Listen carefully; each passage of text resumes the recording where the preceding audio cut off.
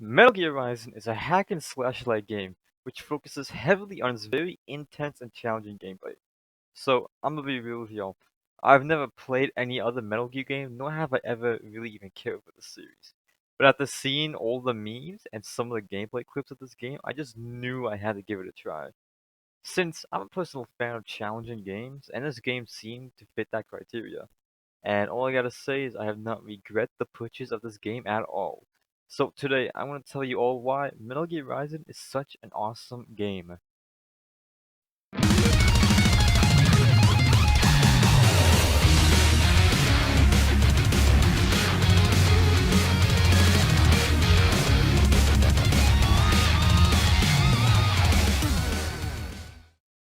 For someone who has never played any Metal Gear games, this one has really hooked me on the series. Because for me, when I thought of a Metal Gear game, I mostly thought of stealth everywhere. And hey, maybe that's what the other Metal Gear games are like. But this one is straight adrenaline, sweaty gameplay. It does have stealth in it, but its game is more focused on the straight raw intense gameplay. So, speaking of that, let's take a moment and talk about the gameplay of this game. Spoilers ahead, obviously. Holy damn, the gameplay is so good. So just like in any hack and slash game, you got light attacks and heavy attacks. And of course, you can combine them all to pull off insane combos. Some combos you can use are insane.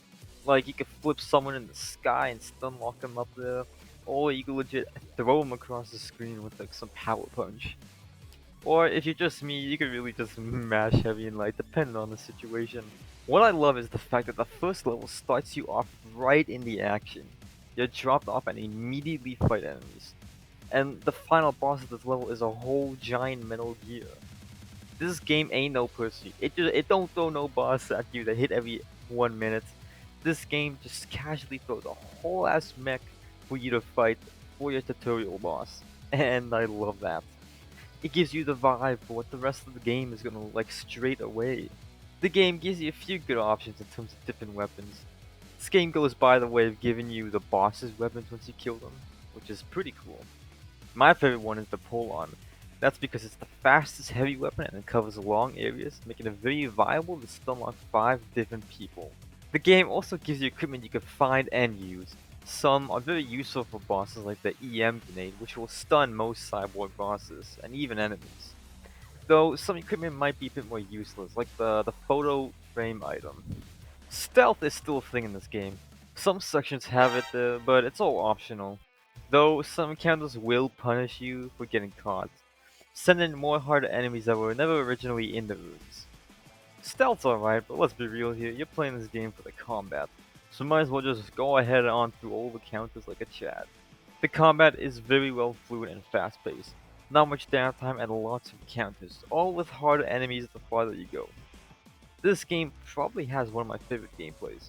It's just so well crafted and the animations as well for each attack is really well done. Though one downside is, the camera can be pretty jank sometimes, but you get used to it.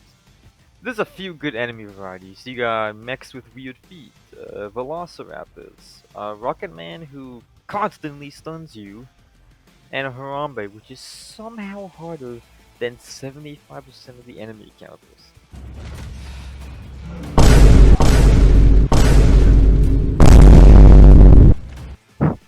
Each enemy is fun to fight, except for the monkey, and provides free health if you hit a ninja cut in the right place. The best thing this game has going for it is the boss fight and the bosses themselves. All bosses are fun and challenging to fight and all teach you something unique. Metal Gear Ray is the so-called tutorial boss, and for it being your first boss, it can be surprisingly challenging, especially if you're new to these types of games. But hey, I always like a good challenge. Though one thing I gotta say is this game does a shit job at teaching you how to parry, because parrying is almost essential to even get far in the game. Blade Wolf is the second boss and can be a huge challenge if you do not know how to parry. I somehow managed to beat him by just not parrying. Only reason I did was because of the ninja slider. He gives a really hard challenge and punishes you hard if you don't know how to parry. Mistral is the third boss and is a pretty fun one. The fight teaches you to be able to crowd control. This boss is fun to be annoying when you constantly have to mash the stick because the stupid black balls keep jumping on you. Monsoon is a boss who if you don't know how to parry, then you will have the most struggle. When I fought this boss, I was raging, man. He was so hard and annoying when you cannot parry. But surprisingly, I somehow managed to beat him without parrying on the first try. But after that fight, I went straight to YouTube and looked up how to parry in this game. Because I knew if I didn't know how to do that, then I would make a problem. Though one thing I gotta say is this boss has way too many stun and stick mashing parts. But then again, that's also because I wasn't able to parry. I'm surprised I didn't break my controller.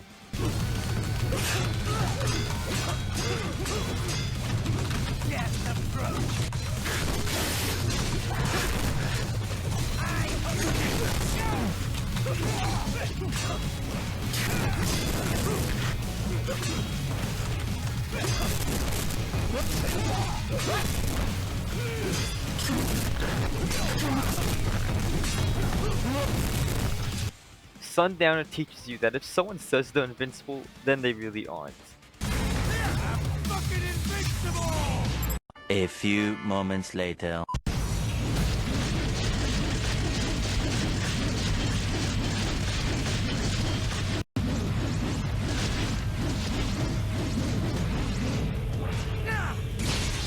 But seriously though, this guy is super easy. I somehow beat this guy without breaking his shield, which made the fight even more easier than it is.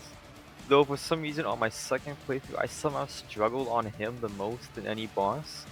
I guess he really is just fucking invincible! Jetstream Sam is a no bullshit boss.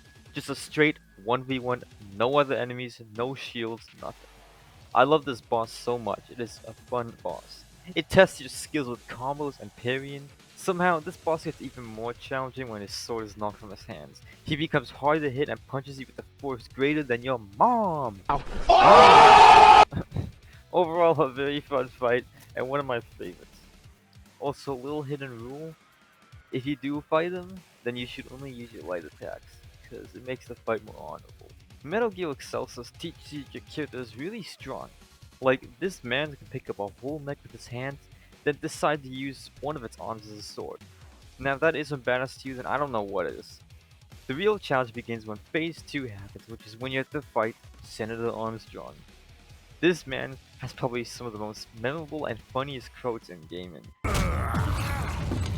Played college ball, you know. At some cushy Ivy League school. Try University of Texas. Could have gone pro if I hadn't joined the Navy. I'm not one of those beltway pansies. I could break the president in two with my bare hands.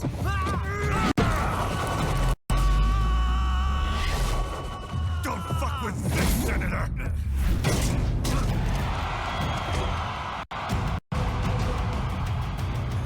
This boss is definitely a big difficulty spike with the power of Nanomachine, son.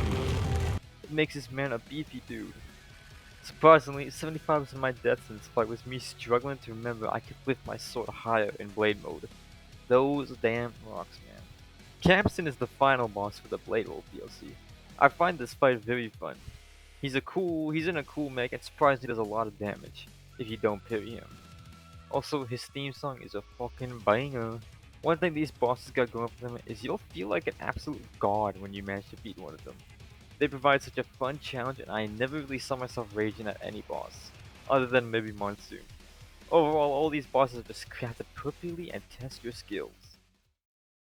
I'm gonna be real, I'm not too sure what the full story is, and I can't really be bothered right now to watch a video on it. So in a very fast summary of the story, you try to protect the president, he then dies by Sundowner, you fight Sam, get your ass whooped, then get a bunch of mechanical upgrades. You then go on a mission to stop an organization from using kids' brains to make cyborgs. You then fight the senator, crushing his ideals, and then defeat him. Also, there's Memes. The DNA of the soul. though one thing I know is the characters are crafted so well. Each have a distinct personality and have a goal in mind. Good example is Jetstream Sam. You counter him at the start of the game, and throughout the game he keeps taunting you and talking to you. He's pretty much your equal counterpart. During the start of this game, he absolutely kicks your ass. And the funny thing is, he barely has any cybernetic parts compared to Raiden. Though at one part he even destroys Raiden mentally, making him crush and kill him is the way to go. You finally confront him in an honorable 1v1, which results in him dying. Though, one thing I like is how he still manages to help you at the end. His sword unlocks and Raiden uses it to defeat Armstrong. Well, if it isn't Saucy Jack.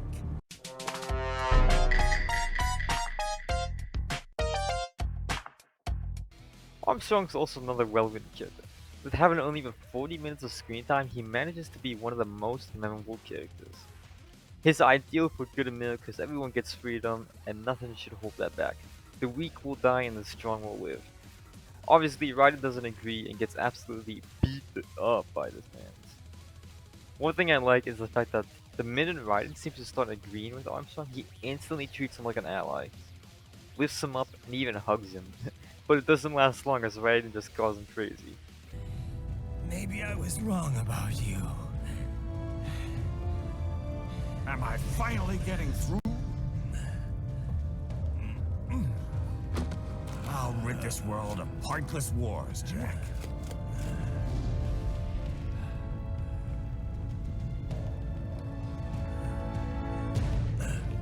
I was wrong. You're not greedy.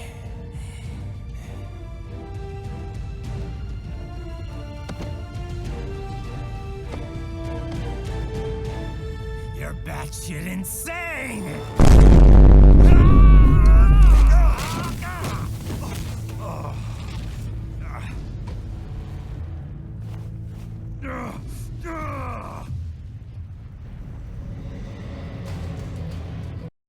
Oh, yeah. Damn. Damn, boy. Damn, boy, he's thick! Boy, that's a thick-ass boy! His boss fight is also very intense and hard. It really puts your skills to the test. You'll need fast peering skills and quick dodge and beat him. Also, this man gave birth to so many memes.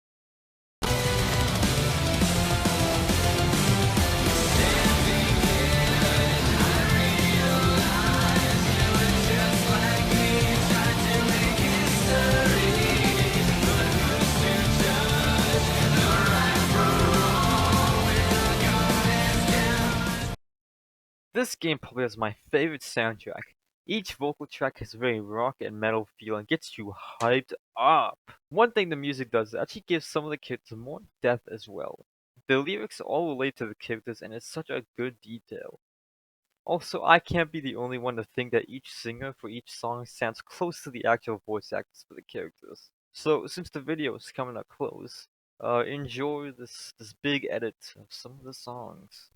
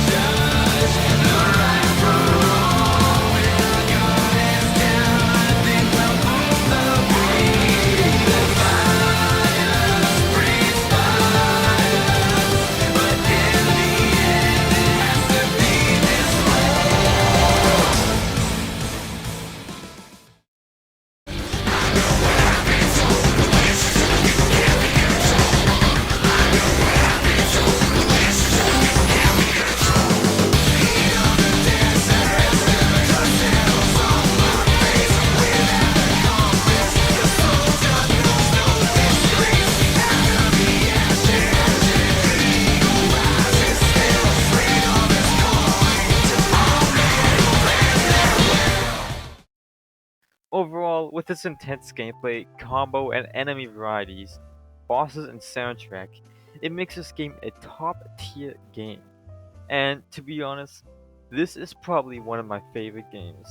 So, that is why Metal Gear Rising is such an awesome game. Thanks for watching, guys. I appreciate it if you made it to the end. Sorry for not uploading again in a while. I'm kind of burnt out of ideas right now. So, sorry about that. Anyways, thanks for watching. Like and subscribe if you want. And I will see you all in the next video. Peace out. Making the mother of all omelets here, Jack. Can't fret over every egg.